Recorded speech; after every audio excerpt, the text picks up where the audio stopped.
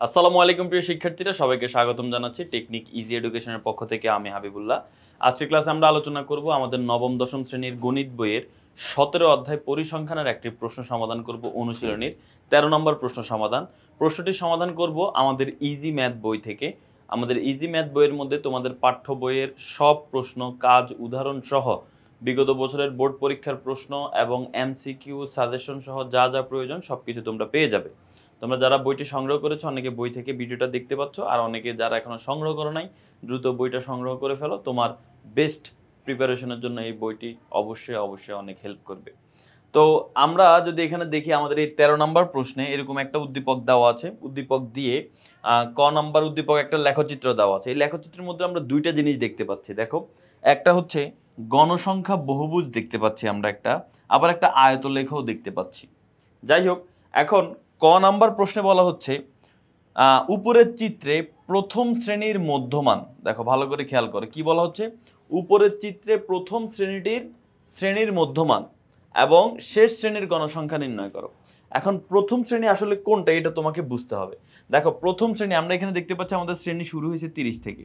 তার মানে প্রথম শ্রেণীটা এই যে দেখো এতটুকু পর্যন্ত আয়তলেখ, এই যে প্রথম আয়তলেখ তো এতটুকু পর্যন্ত, এই যে আয়তলেখটা এতটুকু পর্যন্ত, এর মানে হচ্ছে প্রথম শ্রেণী এই এতটুকু এক ঘর পর্যন্ত, মানে 30 থেকে 40 এটা হচ্ছে আমাদের প্রথম শ্রেণী।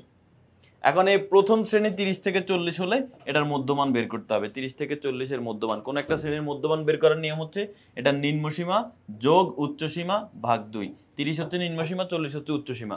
এদের দুইটাকে যোগ করে 2 দিয়ে ভাগ করে ফেললে 35 হয়। 35 হচ্ছে প্রথম শ্রেণীর মধ্যমান। আচ্ছা, আমরা দেখবো একটু পরে আরো অ্যান্সারটা। তারপরে শেষ শ্রেণীর গণসংখ্যা। শেষ শ্রেণীর গণসংখ্যা, শেষ শ্রেণী কোনটা দেখো তো ভাইয়া? এই যে এটা হচ্ছে শেষ শ্রেণী, যে এখানে শেষ হয়েছে, তার মানে 70 থেকে 80 এটা হচ্ছে শেষ শ্রেণী। এখন এটার মধ্যমান চায় না, এটার গণসংখ্যা চাইছে। দেখো, আয়তলেখা অঙ্কন করা হয়, ওয়াই অক্ষ বরাবর উপরের দিকে গণসংখ্যা বসানো হয়। তাহলে শেষ শ্রেণীর দেখো উপর এতটুক পর্যন্ত আছে, এতটুক পর্যন্ত আসছে মানে 2 পর্যন্ত আসছে, তার মানে শেষ শ্রেণীর গণসংখ্যা হচ্ছে 2। তো এখানে দেখো সেটাই করা হয়েছে। তোমরা যদি উত্তরটা একটু দেখো, এই যে প্রথম শ্রেণীর মধ্যবিন্দু আমাদের 35 আসছে, আর শেষ শ্রেণীর গণসংখ্যা আসছে 2। Okay fine. এবার আসো দ্বিতীয় প্রশ্ন। বলা হচ্ছে চিত্রে প্রদর্শিত তথ্যটিকে ছকের মাধ্যমে প্রকাশ করে। এটা তো একটা গ্রাফ বা লেখচিত্র। আমাদেরকে যেটা করতে হবে, এটাকে ছকের মাধ্যমে প্রকাশ করতে হবে। সেজন্য আমরা যে কাজটা করব সেটা হচ্ছে আমরা একটা টেবিল অঙ্কন করব। এই টেবিলের মধ্যে আমরা এই শ্রেণী আর গণসংখ্যা, ক্রমযুক্ত গণসংখ্যা তুমি চাইলে লিখতে পারো, না লিখলেও সমস্যা নাই। আমরা তারপর এখানে লিখে রাখলাম, বাট তোমার শ্রেণী আর গণসংখ্যা লাগবেই। এখন শ্রেণীগুলা কত থেকে কত তুমি যদি একটু খেয়াল করো, দেখো শ্রেণীগুলা কিন্তু 30 থেকে 40, 40 থেকে 50, 50 থেকে 60, 60 থেকে 70, 70 থেকে 80। তার মানে এই শ্রেণীগুলো তুমি এখানে লিখে ফেলো। এই যে দেখো 30 থেকে 40, 40 থেকে 50, 50 থেকে 60, 60 থেকে 70, 70 থেকে 80। আমরা এখানে সবগুলো শ্রেণী এখানে লিখে ফেললাম। এবার আসো গণসংখ্যা লিখবো। গণসংখ্যা কিভাবে লেখে? গণসংখ্যা লেখার নিয়ম হচ্ছে যে প্রথম শ্রেণীতে দেখো কতটুকু উপরে উঠছে, 3 পর্যন্ত, তার মানে 30 থেকে 40 এর মধ্যে গণসংখ্যা 3। 40 থেকে 50 এর মধ্যে গণসংখ্যা হচ্ছে 6। 50 থেকে 60 এর মধ্যে গণসংখ্যা হচ্ছে আমাদের 11। আর 60 থেকে 70 এর মধ্যে হচ্ছে 8। আর সর্বশেষ 70 থেকে 80 এর মধ্যে হচ্ছে 2। এই যে এখানে সেটাই লেখা হয়েছে, দেখো খেয়াল করো। এই যে দেখো 3, 6, 11, 8 আর 2। এবার সবগুলো গণসংখ্যা যোগ করে দাও, 30 হয়। আচ্ছা ফাইন। ক্রমযুক্ত গণসংখ্যা কিভাবে বের করে তোমরা সবাই জানো, তারপরেও বলছি। প্রথম শ্রেণীতে গণসংখ্যা যত, ক্রমযুক্ত গণসংখ্যা তত। এরপর কোনাগুনি যোগ করবা। 6 আর 3 যোগ করলে কত হয়? 9। 9 আর 11 যোগ করলে কত হয়? 20। 20 আর 8 যোগ করলে কত হয়? 28। 28 আর 2 যোগ করলে কত হয়? 30। কোনাগুনি যোগ করবা।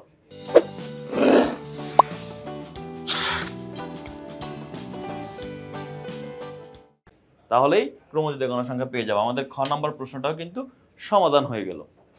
এখন গ নাম্বার প্রশ্নের দিকে যদি আমরা খেয়াল করি, গ নাম্বার প্রশ্নে বলা হচ্ছে যে খ অংশে প্রাপ্ত ছক থেকে নিবেশনটির মধ্যক নির্ণয় করো। মানে এই আমরা খতে যে টেবিলটা পাইছি সেই টেবিলটার থেকে আমাদের মধ্যক নির্ণয় করতে হবে। সো টেবিল থেকে মধ্যক নির্ণয় করতে গেলে আমাদের মধ্যক নির্ণয় করতে গেলে ক্রমযোজিত গণসংখ্যা লাগে। তো আমরা কিন্তু অলরেডি খতে ক্রমযোজিত গণসংখ্যা বের করে ফেলছি। তো এই জন্য এখন আমাদের আর গতে ক্রমযোজিত গণসংখ্যা বের করতে হবে না। তো এই জন্য তোমরা একটা জিনিস মনে রাখবা, যে হচ্ছে তোমাদের যখন মধ্যক নির্ণয় করতে বলছে যেহেতু আমাদের গতে, সেজন্য আমরা ক্ষয়ের মধ্যে ক্রমযোজিত গণসংখ্যা বের করে ফেলছি। তো ক্ষয়ের মধ্যে ক্রমযোজিত গণসংখ্যা বের করার কারণে আমরা হচ্ছে এখন আর গতে নতুন করে আমাদের টেবিল তৈরি করার কোনো প্রয়োজন পড়ছে না। তো এই জন্য আমরা যদি এখানে খেয়াল করি যে গ এর মধ্যে আমরা নতুন কোনো টেবিল তৈরি করছি না। তো এখানে n এর মান কত 30। তো মনে রাখবা মধ্যক নির্ণয় করতে গেলে তোমাকে সর্বপ্রথম যে কাজটা করতে হবে মধ্যক শ্রেণীটা নির্ণয় করতে হবে, কোনটা মধ্যক শ্রেণী সেটা তোমাকে বের করতে হবে। তো মধ্যক শ্রেণী বের করার নিয়ম হচ্ছে তোমার এই গণসংখ্যাকে প্রথমে 2 দিয়ে ভাগ করবা, কত হয় 15। এই 15তম পদটাই হচ্ছে আমাদের মধ্যক। কিন্তু আমরা এখানে থেকে দেখে কিভাবে বুঝবো যে কোথায় আমাদের 15তম পদ আছে? 15তম পদ আমরা এই ক্রমযোজিত গণসংখ্যা থেকে বুঝবো।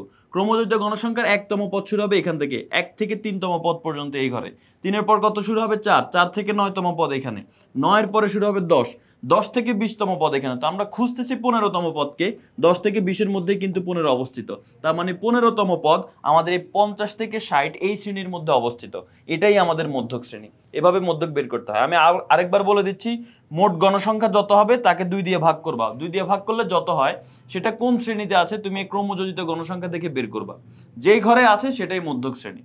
তাহলে মধ্যক শ্রেণী বের করলে আমাদের কিন্তু মধ্যক নির্ণয় করা এখন সহজ হয়ে যাবে। আমরা এই যে এখানে বলে দিলাম, দেখো মধ্যক শ্রেণী হচ্ছে আমাদের 50 থেকে 60। এখন মধ্যকের সূত্র যেটা সেটা আমরা এখানে লিখে ফেলবো, L + n/2 - fc × h/fm। এল কি? এল হচ্ছে মধ্যক শ্রেণীর নিম্নসীমা। এই যে দেখো আমরা এটা এখানে মধ্যক শ্রেণী বের করছি, মধ্যক শ্রেণীর নিম্নসীমা 50 আর উচ্চসীমা হচ্ছে 60। এল এর মান হচ্ছে 50। আচ্ছা, n/2 এর মান তো আমরা একটু আগেই বের করছি। n/2 n হচ্ছে 30, 30 কে 2 দিয়ে ভাগ করলে 15, তার মানে n/2 এর মান 15। এফসি কি? এফসি হচ্ছে মধ্যক শ্রেণীর পূর্ববর্তী শ্রেণীর গণসংখ্যা, ক্রমযোজিত গণসংখ্যা।